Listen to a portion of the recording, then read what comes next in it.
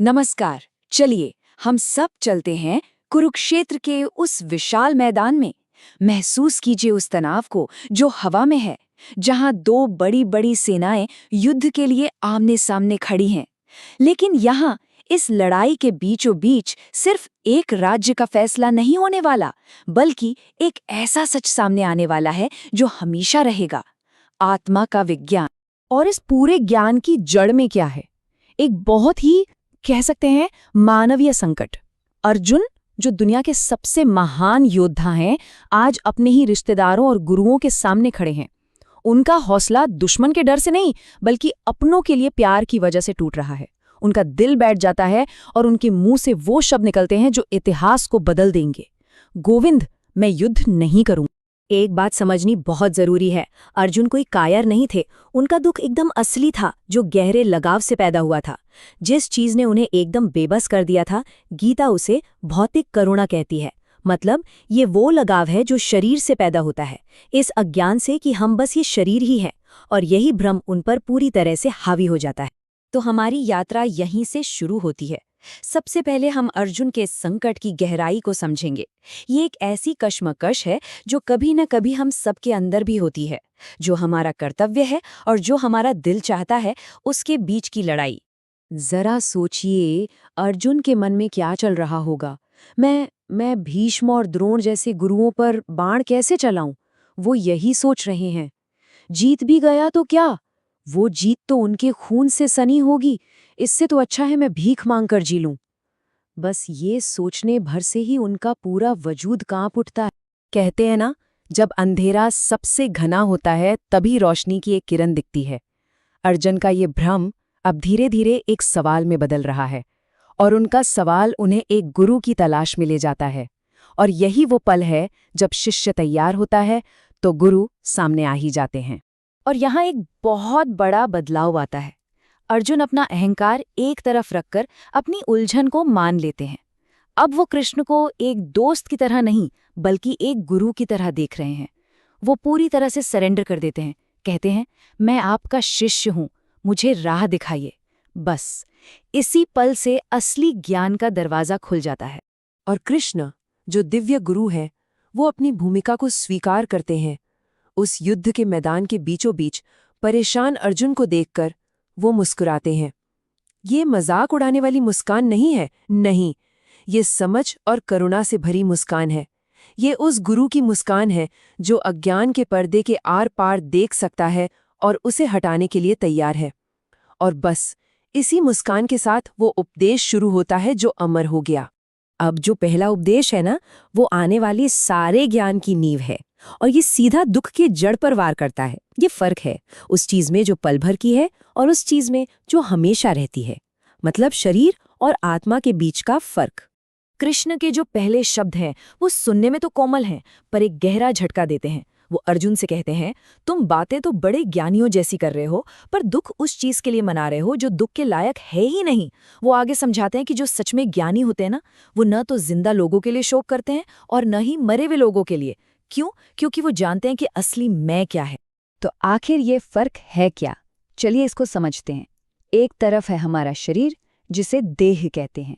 ये टेम्पररी है ना? लगातार बदलता रहता है और एक दिन इसका अंत होना तय है।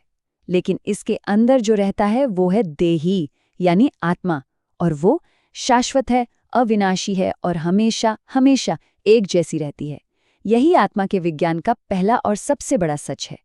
इसको हम अपनी ही जिंदगी में देख सकते हैं। हमारा शरीर बचपन, फिर जवानी, फिर बुढ़ापे में बदल जाता है, लेकिन जो मैं इन सब बदलावों को देख रहा है वो तो वही रहता है ना? बिल्कुल इसी तरह मौत के वक्त आत्मा बस एक पुराने शरीर को छोड़कर एक नए शरीर में चली जाती है, और जो ज्ञानी है वो इस बदलाव से घबराता नहीं। गीता में इसके लिए एक बहुत ही सुंदर और आसान सा उदाहरण दिया गया है कि ये जो शरीर है ना, ये एक कपड़े की तरह है। जब कपड़ा पुराना हो जाता है, फट जाता है, तो हम क्या करते हैं? उसे उतार कर नया पहन लेते हैं। आत्मा भी बिल्कुल यही करती है। तो इस तरह से देखें तो मौत कोई भयानक अंत नहीं है, ये तो बस एक बदलाव है, एक ट्रांसफॉर्मेशन। अच्छा, तो अब जब ये बात साफ हो गई है कि हम ये शरीर नहीं हैं, तो चलिए थोड़ा और गहराई में उतरते हैं। ये समझते हैं कि हमारा असली स्वरूप यानी वो शाश्वत आत्मा आखिर है कैसी, उसकी क्वालिटीज क्या है और ये ज्ञान हमें जिंदगी की मुश्किलों में कैसे स्थिर रख सकता है। जरा आत्मा की प्रकृति के बारे में सोचिए। ये किसी भी फिजिकल चीज जैसी नहीं है। कोई हथियार इसे काट नहीं सकता, आग इसे जला नहीं सकती, पानी इसे भिगो नहीं सकता और हवा इसे सुखा नहीं सकती। ये हमेशा रहने वाली है, कभी ना बदलने वाली और पूरी तरह से अविनाशी। और जो इंसान इस ज्ञान को सच में अपने अंदर उतार लेता है, वो धीर बन जाता है। धीर मतलब एक ऐसा स्थिर व्यक्ति जो जिंदगी के उतार चढ़ाव में भी शांत रहता है, अपना संतुलन नहीं खोता। क्यों? क्योंकि उसे पता है कि वो अमर है। तो सवाल उठता है कि हम इसे अपनी रोज की जिंदगी में कैसे अपनाएं। देखिए, कृष्ण एक बहुत ही प्रैक्टिकल सलाह देते हैं। वो कहते हैं, सुख और दुख को मौसम की तरह समझो। जैसे सर्दी और गर्मी आती जाती रहती हैं, वैसे ये भी हैं। बस इन्हें देखो, इन्हें सहन करना सीखो, अपनी मन की शांति को भंग किए बिना, ये जानकर कि आपका असली स्वरूप इन सब से परे है। ठीक है, तो अब इस आध्यात्मिक ज्ञान की नींव के साथ चलिए वापस युद्ध के मैदान में चलते हैं, क्योंकि सिर्फ ज्ञान काफी नहीं है। अगर उसे कर्म में न बदला जाए तो वो अधूरा है। तो देखते हैं कि ये फिलॉसफी, ये दर्शन अर्जुन को उनके कर्तव्य का रास्ता कैसे दिखाता है। कृष्ण अब अर्जुन को उनके स्वधर्म की याद दिलाते हैं, मतलब उनका अपना जो कर्तव्य है।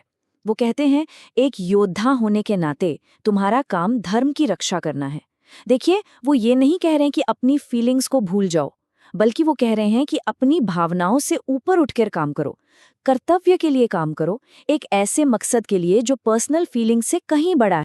और यहीं पर कृष्ण कर्मयोग का रहस्य बताते हैं, सही तरीके से काम करने की कला। ये एक बहुत ही पावरफुल फॉर्मूला है जिसके 3 हिस्से हैं। पहला है संभाव, यानी सुख, दुख, हार, जीत सबको एक जैसा मानो। दूसरा, सिर्फ कर्तव्य के लिए काम करो, उसके फल या नतीजे के लिए नहीं। अपने काम को उसके रिजल्ट से अटैच मत करो। और जब ऐसा करते हैं तो क्या होता है? आप आजाद हो जाते हैं।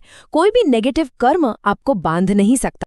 और इस तरह आत्मा के सच को आधार बनाकर कृष्ण का जो फाइनल इंस्ट्रक्शन है, वो एकदम साफ और जोरदार तरीके से सामने आता है। ये शरीर तो खत्म हो ही जाएगा, लेकिन इसके अंदर की आत्मा अमर है। इसलिए अर्जुन, दुख करना छोड़ो, अपना कर्तव्य निभाओ और युद्ध करो। तो हजारों साल पुरानी ये शिक्षा आज भी हमें एक बहुत बड़े सवाल के साथ छोड़ जाती है।